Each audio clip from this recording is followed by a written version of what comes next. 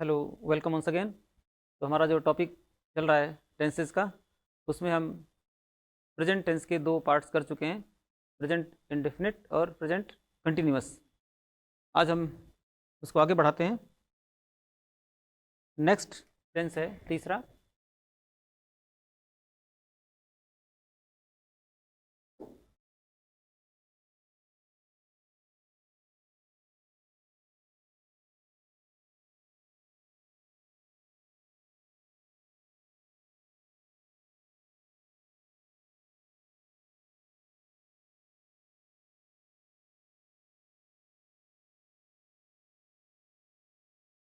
Present perfect tense. जैसा कि इसके टाइटल से ही क्लियर है, इसमें हम किसी ऐसे एक्शन को व्यक्त करते हैं जो कि प्रेजेंट का हो और वो एक्शन जो है कंप्लीट हो चुका हो।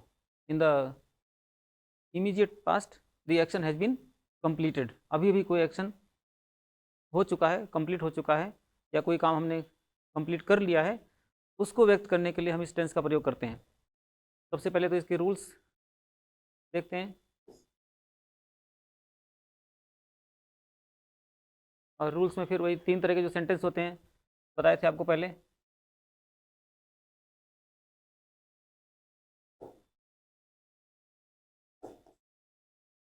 अफर्मेटिव, नेगेटिव और interrogative.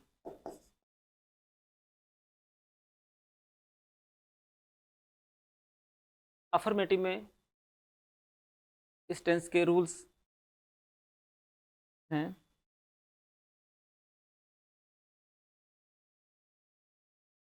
Subject plus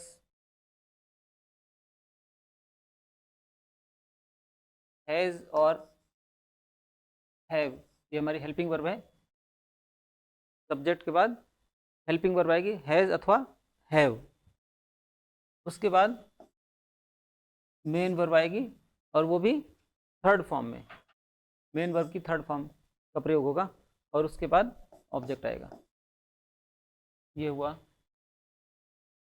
present perfect tense में अफर्मेटिव सेंटेंस या साधारण वाक्य बनाने का जो नियम है वो ये है। और इसमें अगर हमें नेगेटिव बनाना हो तो इसमें नॉट लग जाएगा, कहाँ? हेल्पिंग वर्ब के बाद लगेगा। Subject plus has have plus not plus third form of the verb plus object. और इंटरोगेटिव बनाना हो तो हमारी जो हेल्पिंग वर्ब है वो शुरू में आ जाएगी। ये जो हैज़ हैव है ये इधर आ जाएगा, फर्स्ट लेटर कैपिटल होता है। Has have plus subject plus third form of the verb plus object. ये इसके रूल्स हैं। अब इसके examples,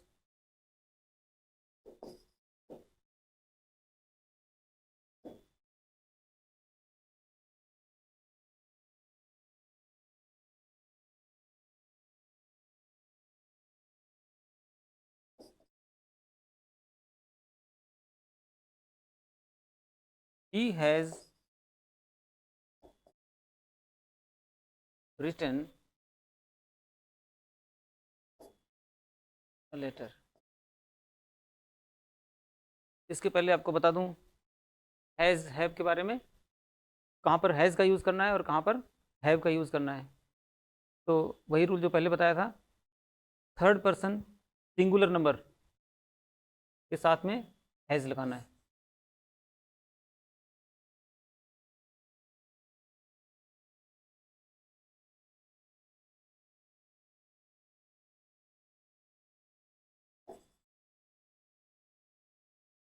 third person singular number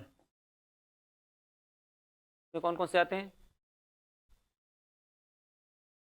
he, C, it और नेम दिया हो सिंगुलर, इनके साथ में हैज़ लगाना है। और हैव कहाँ लगाना है? बाकी सबके साथ, यानी कि फर्स्ट पर्सन का आई और वी,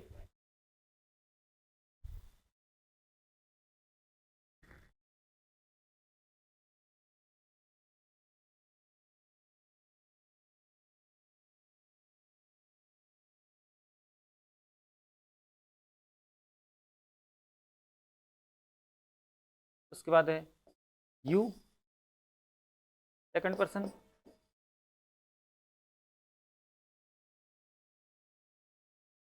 और थर्ड पर्सन में जो प्लूरल है बहुवचन दे, या कोई नेम दिया वो प्लूरल में, उनके साथ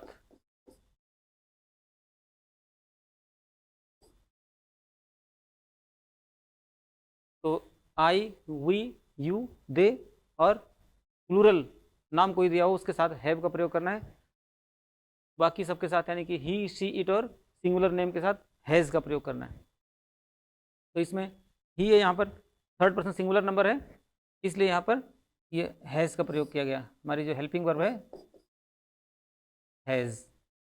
और उसके बाद मेन वर्ब है राइट।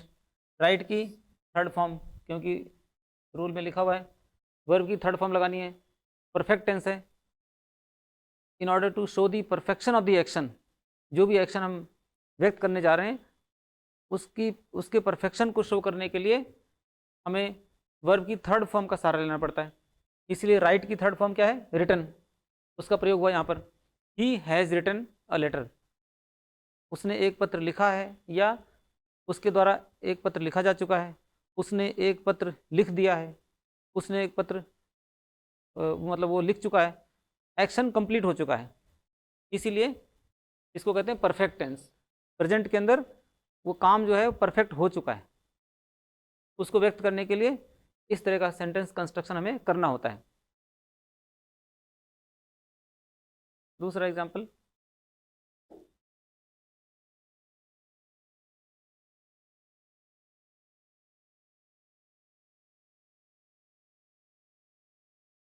यू हैव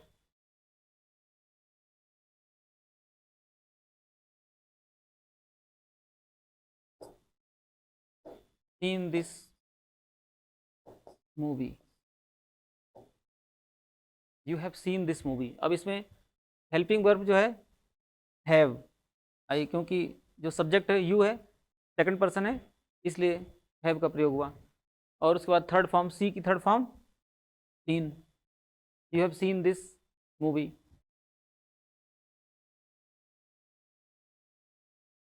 एक और example,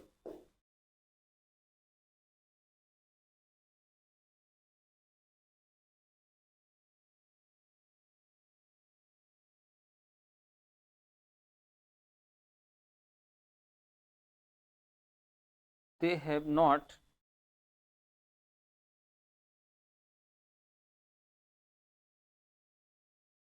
taken their meals। Negative sentence है, और सब्जेक्ट की जगह पे क्या है? दे। दे क्या है? थर्ड पर्सन का है, और प्लूरल है, बहुवचन है, इसीलिए यहाँ पर हेल्पिंग वर्ब क्या आई? हैव। They have. और नेगेटिव सेंटेंस है, इसलिए नॉट आ गया। नॉट की पोजीशन क्या है?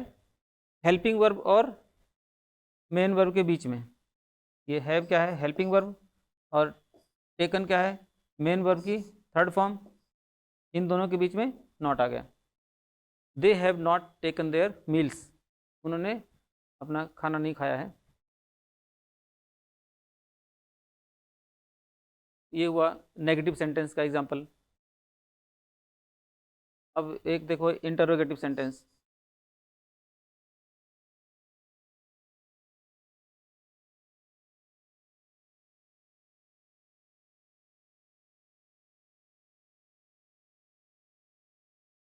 हैव यू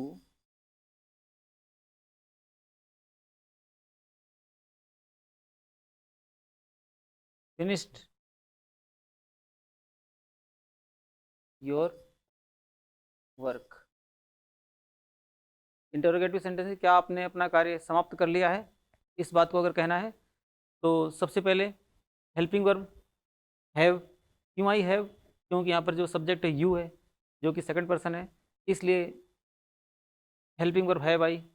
उसके बाद समाप्त करना, कार्य समाप्त करना, फिनिश, उसकी third form finished, have you finished, और उसके बाद में योर वर्क आ गया, ये जो है ऑब्जेक्ट आ गया, और फिर question mark, have you finished your work.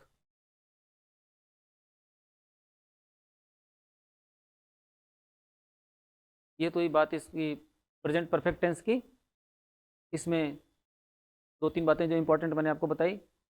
Affirmative sentence बनाना है तो सीधा सब्जेक्ट प्लस हैज अथवा हैव में से लग जाएगा अकॉर्डिंग टू द सब्जेक्ट। उसके बाद में third form of the verb plus object आ जाएगा, जैसे ही हैज़ रिटन अ लेटर। और नेगेटिव सेंटेंस बनाना हो तो हेल्पिंग वर्ब और मेन वर्ब के बीच में यहाँ पर नॉट आएगा।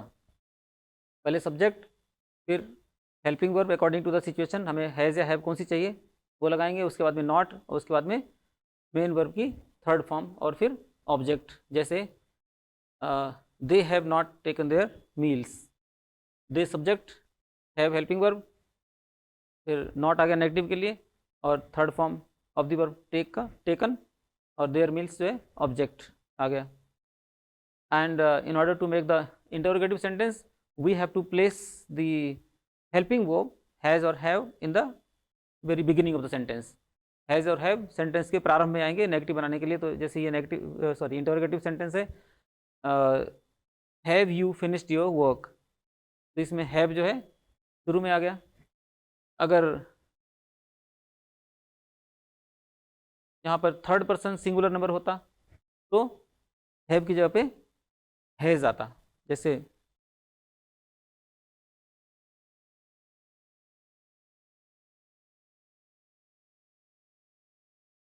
Has she gone to market. Has she gone to market, क्या वो मार्केट गई है, मार्केट गई हुई है, मार्केट गई है। तो चूंकि यहाँ पर ये शी है जो वो थर्ड पर्सन सिंगुलर नंबर है, इसलिए helping verb has I, has she, उसके बाद में गॉन, ये गो की third form gone, has she gone to market. ये जो क्वेश्चन है इसमें भी एक आगे वैरायटी होती है। This question can be answered in yes और no.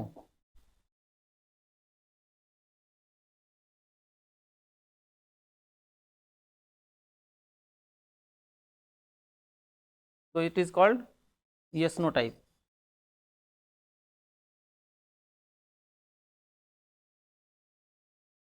This question can be answered in yes or no. It is called yes no type question.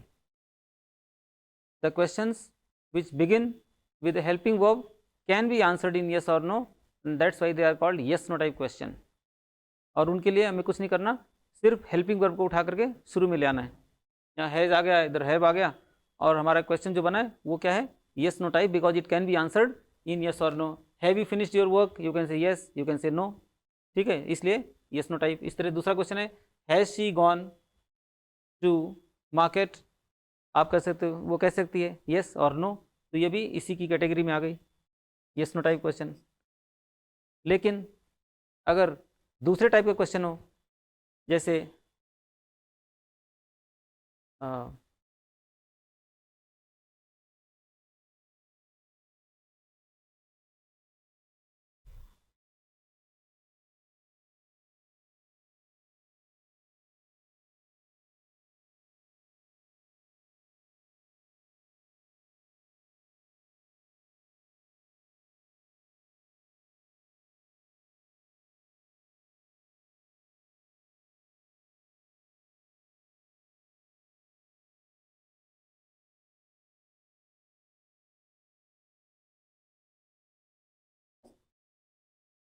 ये क्वेश्चन है,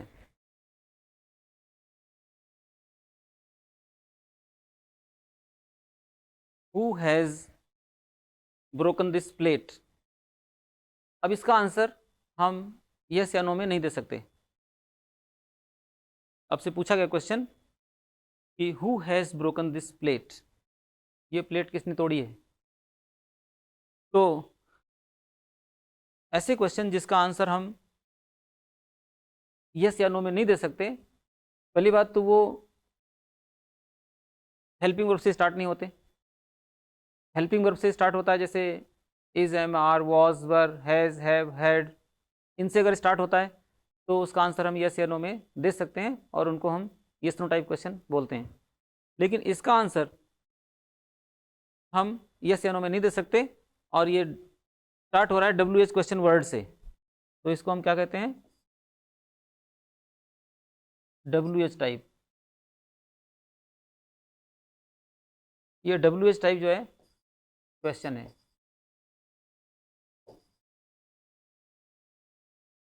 ये दो तरह के क्वेश्चन है हर एक टेंस में, इनका एग्जांपल हम ले सकते हैं। ये भी एक वैरायटी है सेंटेंस बनाने की। ये तो हुई बात प्रेजेंट परफेक्ट टेंस की। अब हम लेते हैं next tense, present perfect continuous.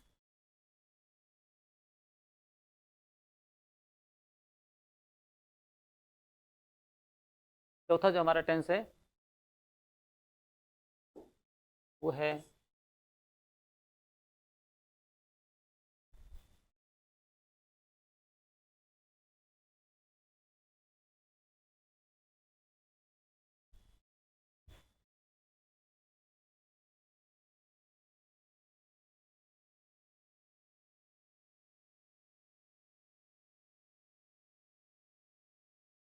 Present perfect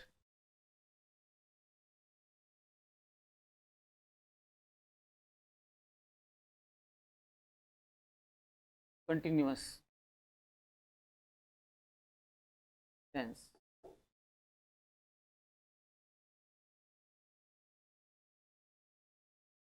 present perfect continuous tense, इतना बड़ा नाम है इसका। पहली बात तो इसमें प्रेजेंट का एक्शन है, दूसरा एक्शन का कुछ पोर्शन पूर्ण हो चुका है, कंप्लीट हो चुका है, इसलिए परफेक्ट आया, और जो रिमेनिंग पार्ट है वर्क का वो अभी जारी है, इसीलिए इसमें वर्ड आया continuous, present perfect continuous. That means with the help of this tense we denote such actions which have been partially completed। कुछ पोर्शन जो एक्शन का कंप्लीट हो चुका है और जो रिमेनिंग पार्ट है वो जारी है, और इसमें एक्शन का टाइम भी दिया होता है कि कोई एक्शन जो है वो कितनी देर से चल रहा है, टाइम दिया होता है। ये कुछ इसकी खासियत है, इंपॉर्टेंट बातें हैं। अब पहले तो इसके रूल्स देखते हैं।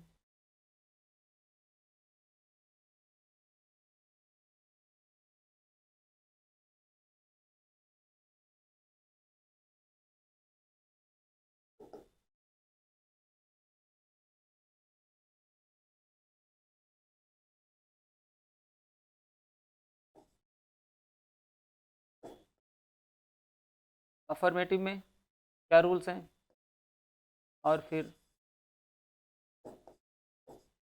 नेगेटिव में क्या है, और फिर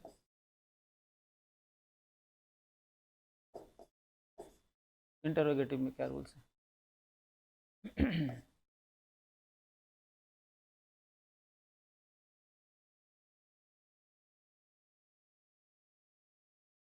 अफर्मेटिव में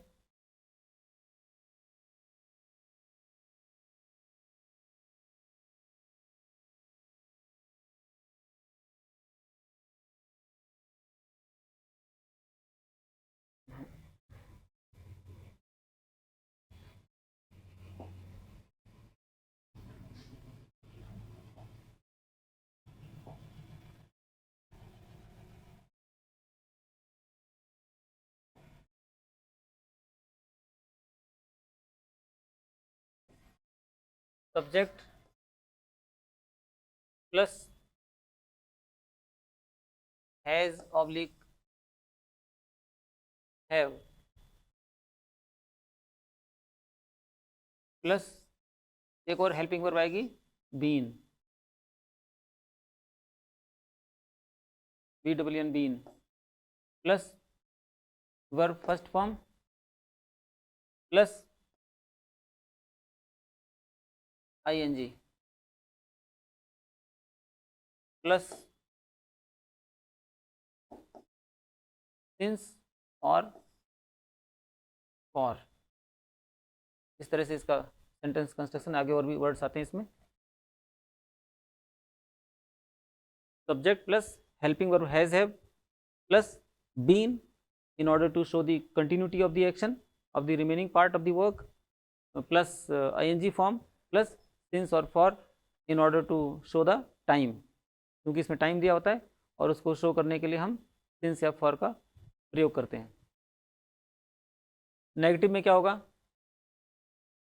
नॉट लगाना पड़ेगा और उसकी पोजीशन क्या है, वो हैज़ हैव के बाद सब्जेक्ट प्लस हैज़ और have plus not plus been plus verb first form plus ING plus since और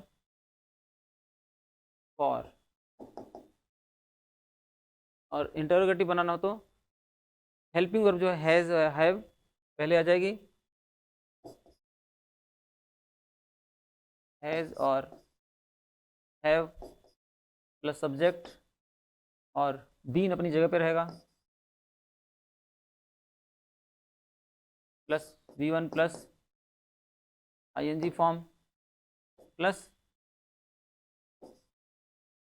सिंस फॉर। इस तरह का सेंटेंस कंस्ट्रक्शन होगा। अब देखते हैं इसमें हैज़ कहाँ पे लगाना है, हैव कहाँ पे लगाना है, वो आपको पहले भी कई बार बता दिया है, एक बार और बता देता हूँ। हैज़ वही रूल है जो पहले बताया है,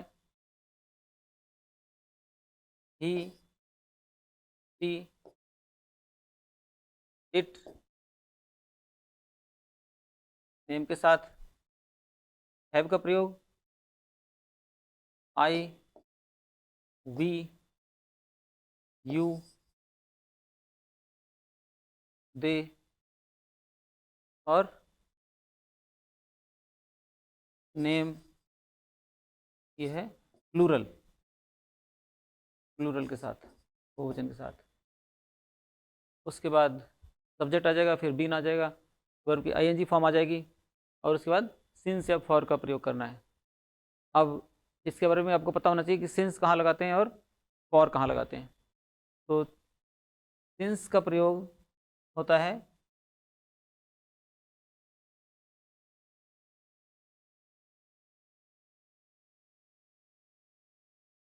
पॉइंट ऑफ टाइम के साथ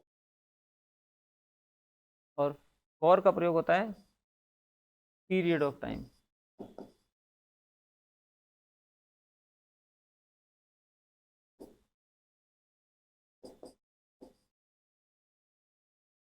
अगर पॉइंट ऑफ टाइम दिया हुआ है तो सिंस लगाना है और पीरियड ऑफ टाइम दिया हुआ है तो फॉर लगाना है। पीरियड का मतलब क्या होता है, ड्यूरेशन, ड्यूरेशन यानी समय की अवधि दी हुई है तो फॉर लगाना है, अन्यथा सिंस का प्रयोग करना है। अब इसमें कई बार कन्फ्यूजन होता है, थोड़ा सा और बता देता हूँ इसमें।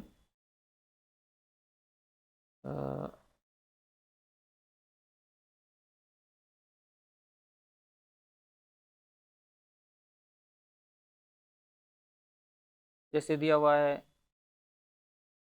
मॉर्निंग, मॉर्निंग है, इवनिंग है,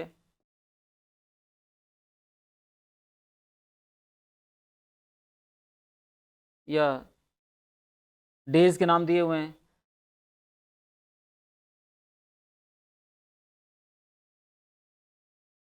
मंडे, संडे, कोई भी डे दिया हुआ है तो ये सब क्या है इसके अंदर आएगा। या कोई मंथ का नाम दिया हो,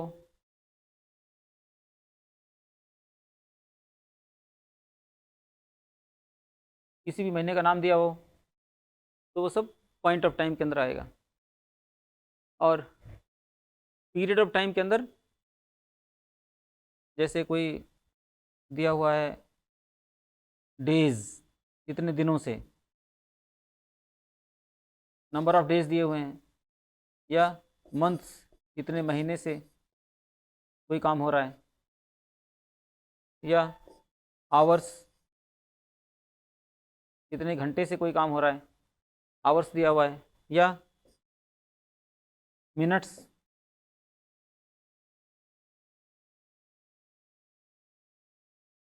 कितने मिनट से कोई काम हो रहा है। तो कहने का मतलब कि अगर कोई ड्यूरेशन दी हुई है, ड्यूरेशन या पीरियड या अवधि, समय की अवधि दी हुई है, चाहे वो छोटी है चाहे बड़ी अवधि है, उससे हमारा मतलब नहीं है। यदि ड्यूरेशन है तो हमें फॉर लगाना है, अन्यथा सिंस का प्रयोग करना है। अब इसके एग्जांपल्स देखते हैं।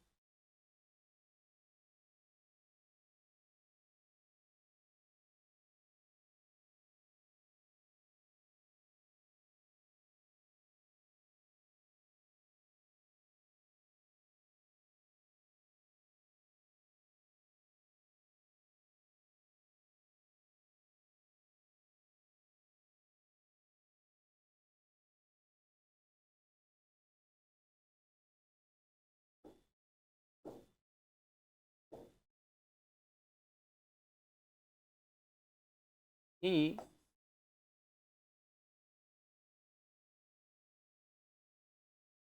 has been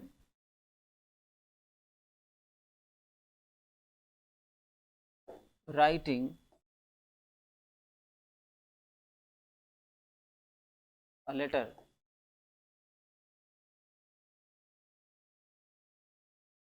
for 2 hours। ठीक है, इस तरह का सेंटेंस दिया हुआ है, he has been writing a letter for 2 hours। अब इसमें हमने हैज़ क्यों लगाया, कई बार बता चुका हूँ क्योंकि ये थर्ड पर्सन सिंगुलर नंबर है, ही है, इसलिए यहाँ पे हैज़ लगाया। फिर हेल्पिंग वर्ब बीन आ गई, उसके बाद में आईएनजी फॉर्म आ गई, मेन वर्ब जो है राइट, इसकी आईएनजी फॉर्म राइटिंग, फिर ऑब्जेक्ट आ गया, अ लेटर, ऑब्जेक्ट आ गया। और फिर क्योंकि इसमें ड्यूरेशन दी हुई है, समय की ड्यूरेशन 2 hours, ये अवधि है समय की, इसलिए यहाँ पे फॉर का प्रयोग हुआ। He has been writing a letter for 2 hours, वह 2 घंटे से एक पत्र लिख रहा है। इस प्रकार का सेंटेंस है।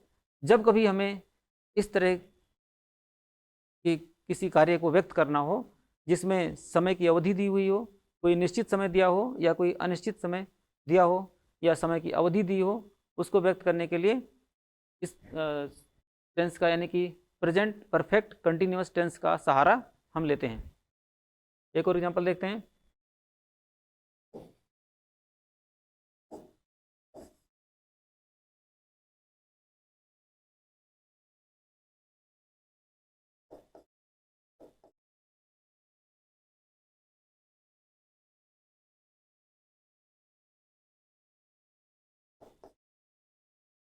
इट हैज़ बीन रेनिंग, आगे मॉर्निंग दिया हुआ है, जैसे ब्लैंक दिया हुआ है, यहाँ पे क्या आएगा, सुबह से बारिश हो रही है।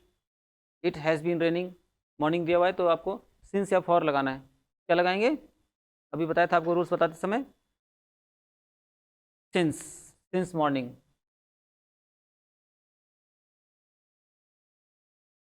क्यों लगाएंगे, क्योंकि मॉर्निंग कोई निश्चित कोई ड्यूरेशन नहीं है, कोई फिक्स ड्यूरेशन नहीं है, इसमें कोई जैसे 2 घंटे से, आधे घंटे से, 15 मिनट से, 20 मिनट से, इस तरह कोई बात नहीं हो रही है।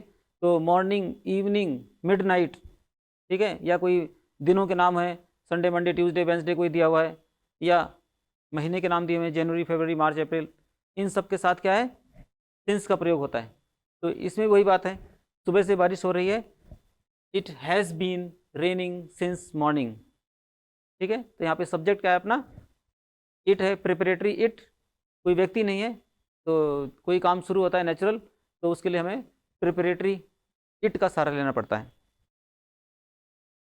नेक्स्ट एग्जाम्पल,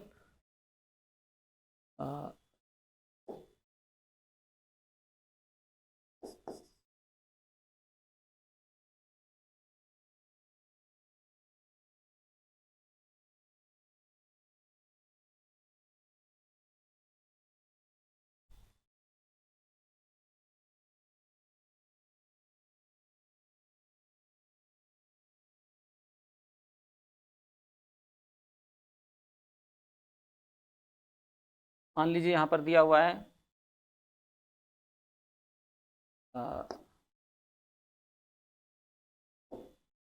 एग्जैक्ट टाइम दिया हुआ है, लड़के 2 बजे से खेल रहे हैं, तो क्या लगाएंगे? बताया हुआ है आपको कि अगर कोई ड्यूरेशन दी हुई है, अवधि दी हुई है, तो फॉर लगाना है, अन्यथा सिंस लगाना है। तो ये ओ क्लॉक टाइम दिया हुआ है, बजे का टाइम दिया हुआ है 2 o'clock, 2 बजे से खेल रहे हैं, तो क्या आएगा? Since. The boys have been playing since 2 o'clock, लड़के 2 बजे से खेल रहे हैं। यहाँ पे हैव क्यों आया? यहाँ पे हैज़ बीन आया हुआ, यहाँ पे हैव क्यों आया? क्योंकि ये प्लूरल है, बहुवचन हो गया, बॉयज हैं। एक लड़का होता तो क्या होता? Has been. एक से ज़्यादा है तो हैव बीन।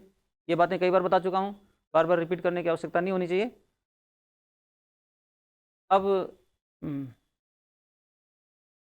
एक आधा नेगेटिव सेंटेंस का एग्जांपल लेके देखते हैं।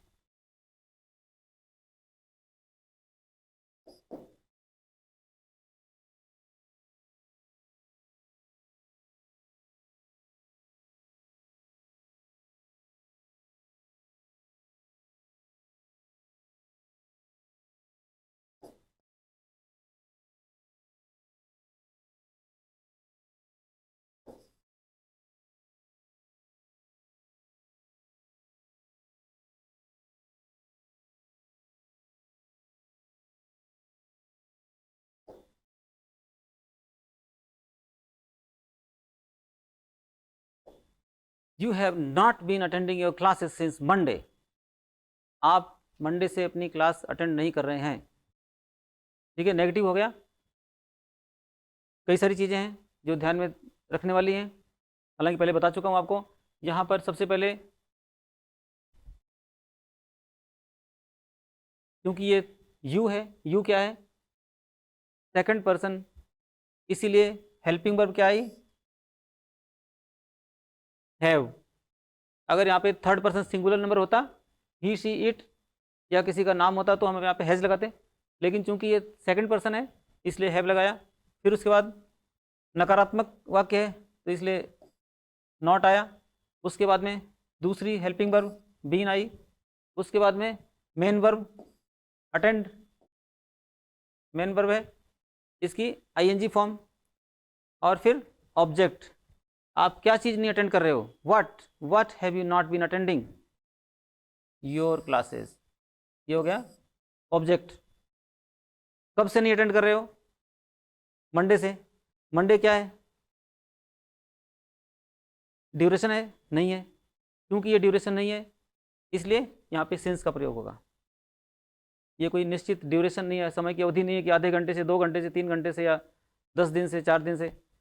एक फिक्स डे है, क्योंकि फिक्स डे है, कोई भी दिन हो 7 डेज में से, या कोई भी मंथ हो, तो उन सब के साथ सिंस का प्रयोग होता है।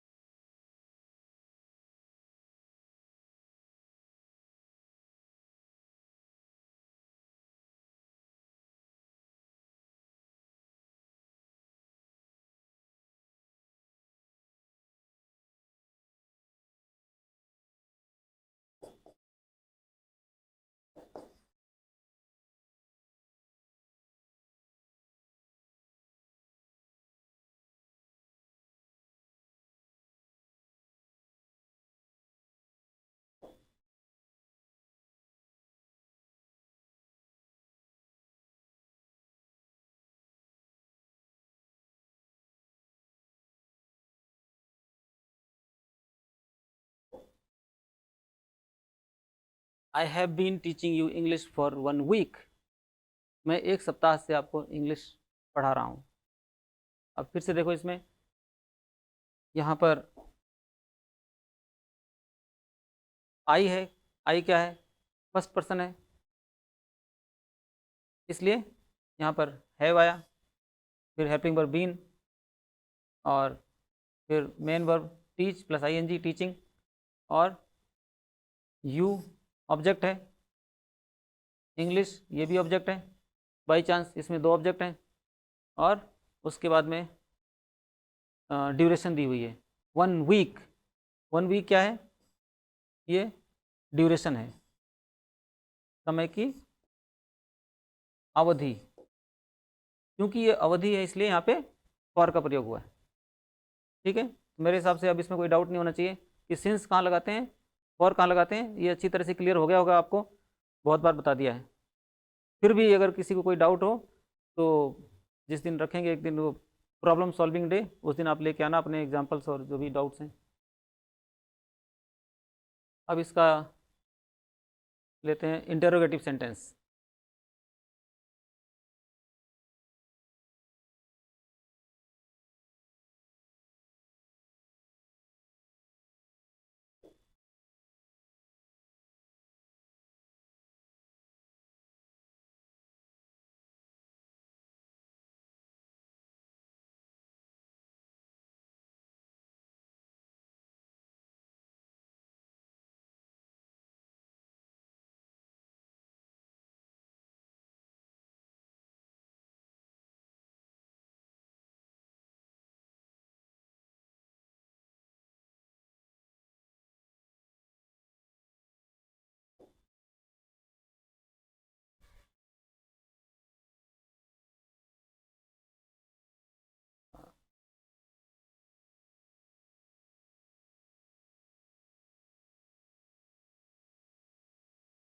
Have you been watching TV since evening?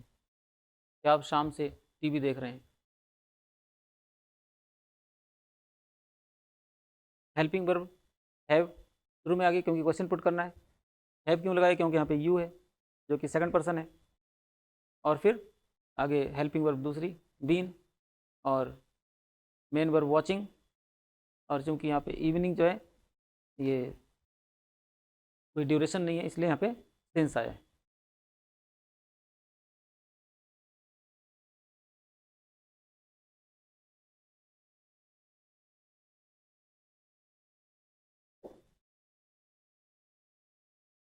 ये तो हुआ यस नो टाइप क्वेश्चन। और अगर कोई डब्ल्यू एच टाइप क्वेश्चन हो तो क्या करेंगे?